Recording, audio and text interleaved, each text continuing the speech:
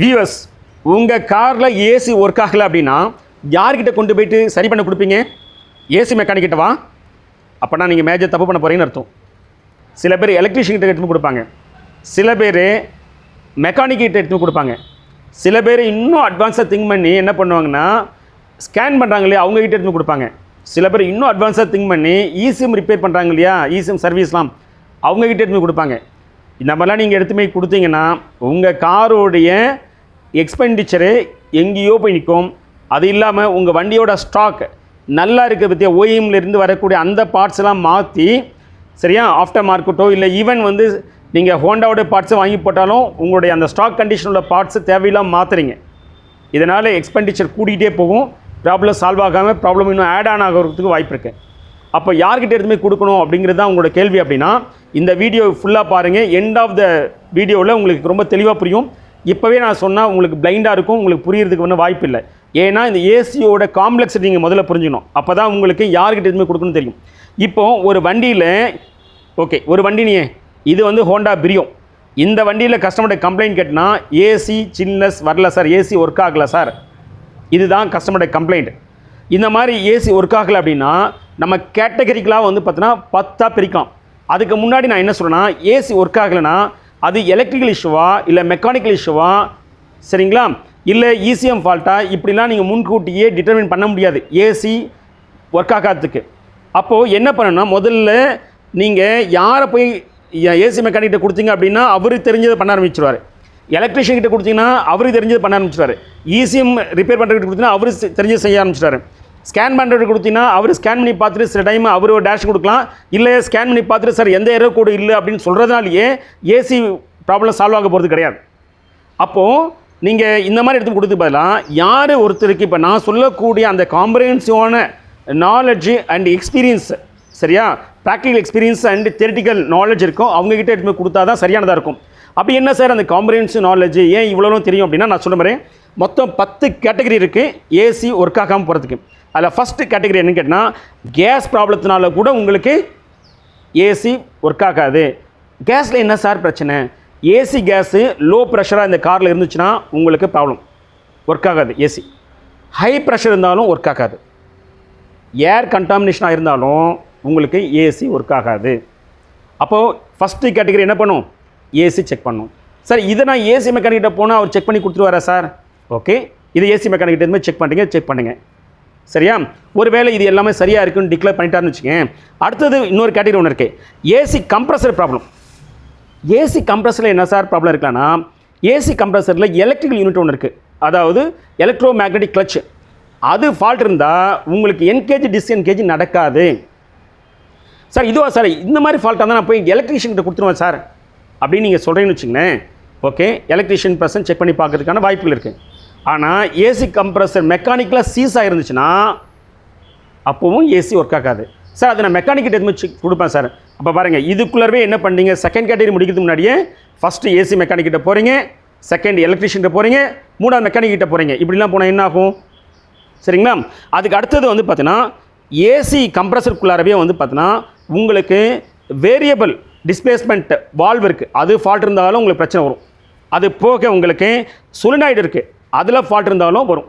அப்போ ஒரு கம்ப்ரஸர் எடுத்துட்டாலே இதுலேயே 4 ப்ராப்ளம்ஸ் இருக்குது வாய்ப்பு இருக்குது, எலக்ட்ரிக்கல் மெக்கானிக்கல் எல்லாம் கலந்த மாதிரி. சரி, இப்போ இந்த 2 ப்ராப்ளமும் இல்லைன்னா மூணாவது ஒரு ப்ராப்ளம் இருக்குது வாய்ப்பு இருக்குது ஏசி ஒர்க் ஆகாமல் போகிறதுக்கு. அது என்னென்னா எலக்ட்ரிக்கல் இஷ்யூ.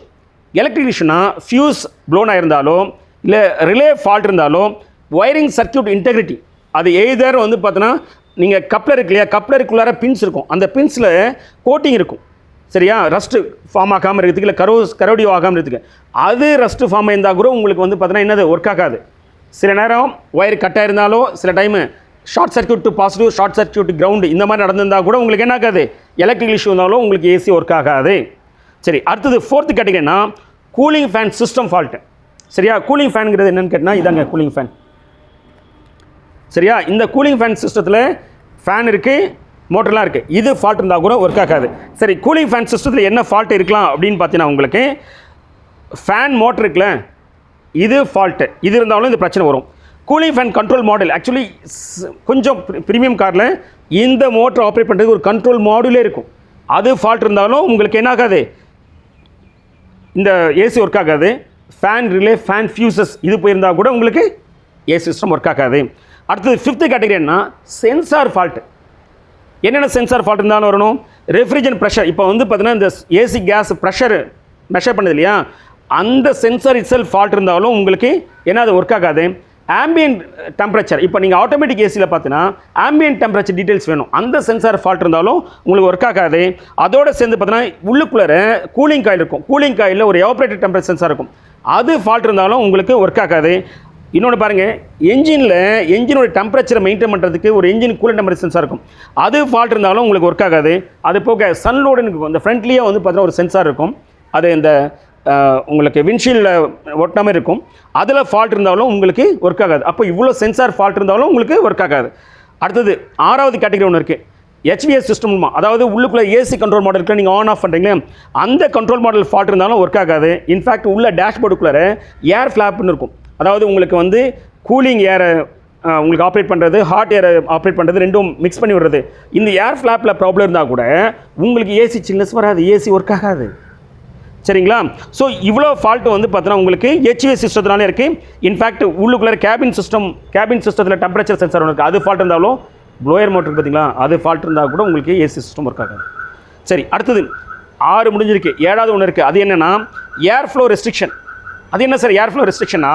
இங்கே பாருங்கள், இப்போது இந்த ரேடியேட்டர் ஃபின்ஸ் இருக்குது, இந்த ஃபின்ஸ் மேலே ஏகப்பட்ட வந்து அழுக்கு படிஞ்சிருச்சுன்னு, டர்ட் படிஞ்சிருக்கு, இல்லை அது கூலிங் காயில் இருக்குது, அதில் டர்ட் நிறைய படிஞ்சிருந்தா உங்களுக்கு ஹீட் எக்ஸ்சேஞ்ச் சரியாக நடக்காது.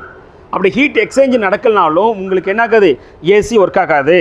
சரிங்களா? அதுக்கு அடுத்தது சரி 8th 7th மட்டும் இல்லை, 8th ஒன்று இருக்குது, என்ஜின் ப்ரொடெக்ஷன் கண்டிஷன் இருக்குது. என்ஜின் ப்ரொடெக்ஷன் கண்டிஷன் என்னென்னா, என்ஜினுக்கு ஒரு ப்ராப்ளம் வந்துச்சுன்னா உடனே ஏசியை வந்து பார்த்தீங்கன்னா ஒர்க் பண்ண விடாமல் பார்த்துக்கும். என்னென்ன கண்டிஷனில் இன்ஜின் வந்து பார்த்தீங்கன்னா ப்ரொடெக்ட் பண்ணனா, இப்போ என்ஜின் வந்து ஓவர் ஹீட் ஆகிடுச்சு அப்படின்னா ஏசி கட் பண்ணி விட்டோம். ஸோ நீங்கள் அது ஃபால்ட் இருந்தாலும் இது கட் ஆகும். இதனால தான் சொன்னோம், நீங்கள் நேராக போய்ட்டு என்ன பண்ண முடியாது, AC mechanic, electric mechanic, general mechanic இந்த மாதிரி நீங்கள் போயிட முடியாது ஸ்கேனிங்னு. ஏன்னா நீங்கள் you should have all this comprehensive knowledge, அதனாலேயே உங்களுக்கு கட் ஆகும். ரெண்டாவது, என்ஜினில் ஆர்பிஎம் கம்மியாக இருக்குது. எக்ஸாம்பிள் ஒரு 850 ஆர்பிஎம் 900 ஆர்பிஎம் மெயின்டைன் பண்ணணும், என்ஜின் ஐலிங் ஆர்பிஎம் அதில் ஒரு 700 தான் வருது அப்படின்னா அப்போவும் ஏசி கட் பண்ணி விட்டோம். ஏன்னா இப்போ இந்த வண்டியை மூவ் பண்ணுறதுக்கு பவர் கிடைக்காத பட்சத்தில் ஏசி ஆன் பண்ணால் அதால் இன்னும் பவர் கிடைக்காதுன்னு அதை கட் பண்ணி விட்டோம். சரியா? தென் உங்களுக்கு ஸ்கேனிங்கில் எரர் கூட எதாவது இருந்ததுன்னா கூட உங்களுக்கு ஏசி கட் பண்ணுறதுக்கு வாய்ப்பு இருக்குது. சரியா? ஏன்னா இந்த கார் வந்து கம்ப்யூட்டரைஸ் கார் ஆகிடுச்சு இப்போ. ஸோ ஒவ்வொரு கம்ப்யூட்டருக்குள்ளாரையும் இன்ட்ராக்ஷன்ஸ் நடக்கும், அதில் ஏதாச்சும் ப்ராப்ளம் இருந்தால் கூட இன்னொன்று கட் பண்ணிவிடும். அடுத்தது 9th கேட்டகரி என்னன்னு கேட்டிங்கன்னா, மெக்கானிக்கல் டிரைவ் இஷ்யூனாலையும் ஏசி உங்களுக்கு ஒர்க் ஆகாது. மெக்கானிக்கல் டிரைவ் இஷ்யூ என்ன சார் இருக்குது அப்படின்னா, இங்கே ஏசி கம்ப்ரஸரை ரொட்டேட் பண்ணுறதுக்கு, இங்கே பாருங்கள், இந்த ஏசி கம்ப்ரஸர் புள்ளி இருக்குல்ல, இதை ரொட்டேட் பண்ணுறதுக்கு பெல்ட் போட்டிருப்பாங்க. அந்த பெல்ட்டு கட் ஆச்சுனாலோ இல்லை அந்த பெல்ட்டை டென்ஷனாக வைக்கிறதுக்கு ஒரு டென்ஷன் இருக்கும், அது ஃபால்ட் இருந்தாலும் உங்களுக்கு என்ன ஆகாது, இந்த சரியாக சுற்றாது, அதனாலேயும் உங்களுக்கு ஏசி ஃபங்க்ஷன் ஒர்க் ஆகாது. இது 10வது லாஸ்ட்டு பட் நாட் லீஸ்ட்டு என்னென்னு கேட்டிங்கன்னா, இந்த வண்டியோட ஈசிஎம் இருக்குல்ல, அது ஃபால்ட் ஆச்சுன்னா கூட உங்களுக்கு ஏசி சிஸ்டம் ஒர்க் ஆகாது. சார் அது கார் ஸ்கேன் பண்ணால் கண்டுபிடிச்சலாமே, சில ஏசி ஃபால்ட்டு ஸ்கேன் பண்ணால் எரர் கோடு இல்லைன்னு காட்டும், ஆனாலும் ஏசி சிஸ்டத்துக்கு காரணம் ஈசிஎம் ஃபால்ட்டாக இருக்கும். அதே மாதிரி இந்த ஏசி கண்ட்ரோல் மாடலுக்கு அது ஃபால்ட் இருந்தாலும் உங்களுக்கு இது பிரச்சனை வரும். கேன் கம்யூனிகேஷன் நெட்வொர்க் இருக்குது, அதில் ஃபால்ட் இருந்தாலும் இந்த ப்ராப்ளம்ஸ் வரும். சரியா? அப்போது ஒரு ஏசிக்கு 10 கேட்டகரி இருக்குது, ஒவ்வொரு கேட்டகரிக்கும் 5-6 காரணங்கள் இருக்குது, காம்பனன்ட்ஸ் இருக்குது. அப்போது ரஃபாக வச்சுங்க, 10 × ஒரு 4 காம்பவுண்ட் வச்சுருக்காரு, 40 காம்பனன்ட்ஸ் வந்து கான்ட்ரிபியூட் பண்ணுது. அப்போ 40 காம்பனன்ட்ஸையும் நீங்கள் செக் பண்ணி டெஸ்ட் பண்ணி லாஜிக்கலி ரீசனிங் பண்ணி நீங்கள் டீலிஸ் பண்ணி அந்த 40 ஏதோ ஒன்று இருக்கும், அதை போய் நீங்கள் கரெக்டாக பின் பாயிண்ட் பண்ணி அதை நீங்கள் ரெக்டிஃபை பண்ணால் மட்டும்தான் உங்களுடைய ஏசி ப்ராப்ளம் சால்வ் ஆகும். ஒரே நீங்கள் அன்ப்ரொஃபஷனல் மெக்கானிக் கிட்டயோ இல்லை அன்ப்ரொஃபஷனல் டெக்னீஷியன் கிட்டயோ இல்லை அன்ப்ரொஃபஷனல் ஏதோ ஏசி மெக்கானிக் எலக்ட்ரிஷியன் ஸ்கேனர் யார்கிட்டே எதுவுமே கொடுத்துட்டீங்க, அவர் இந்த 40ஐயும் 1 by 1 மாற்றிட்டே வருவார். நினச்சி பாருங்கள், 40ஐயும் மாற்றினா உங்களுடைய ஸ்டாக்கோடைய அந்த காம்பவுண்ட்டு போயிடும், எவ்வளோ எக்ஸ்பென்சிவ் ஆகுன்னு பாருங்கள். இந்த 40 மாற்றும் போது அவருக்கு வேறு சில கேட்டி மாட்டும் போது வேறு சில காம்பவுண்ட்ஸ் அவர் டேமேஜ் ஆகிறதுக்கு வாய்ப்பு இருக்குது, அப்போ காம்ப்ளெக்ஸ் கூடிடும். சரிங்களா? அப்போது ஒரு ஏசி ப்ராப்ளம் அப்படின்னா நீங்கள் யாரை அப்ரோச் பண்ணணுன்னு இப்போ ஒரு புரிஞ்சிருக்கும். யார் அப்ரோச் பண்ணணும்? டயக்னோஸ்டிக் பர்சன் அப்ரோச் பண்ணணும், not AC electrical AC mechanic, not mechanical, not ECM ஸ்கேனிங்காக, sorry ECM service provider, ECM repair பண்ணுறவர் கிடையாது, ஸ்கேனர் கிடையாது, இந்த மாதிரி கிடையாது. யார் டயக்னோஸ்டிக் காம்பிடென்ஸ் இருக்கோ சரியா, அவர் தான் அவர்கிட்ட தான் கொடுக்கணும். அப்போ தான் வந்து கரெக்டாக வந்து பின் பாயிண்ட் பண்ணி அந்த ப்ராப்ளத்தை சால்வ் பண்ணி கொடுக்க முடியும். இப்போ உங்களுக்கு தெளிவாக புரிஞ்சிருக்கும் ஏசி ப்ராப்ளம்னா யார்கிட்ட எடுத்து போய் கொடுக்கணும்னு சொல்லிட்டு. சரிங்களா? உங்களுக்கு ஏதாச்சும் டவுட்ஸ் குவைரிஸ் இருக்குன்னா கமெண்ட் செக்ஷனில் கொடுங்க. அடுத்த ஒரு வீடியோவில் நம்ம அதை பற்றி டிஸ்கஸ் பண்ணுவோம். நம்ம சேனலை இன்னும் நீங்கள் சப்ஸ்கிரைப் பண்ணலாம், ப்ளீஸ் சப்ஸ்கிரைப். தேங்க்யூ.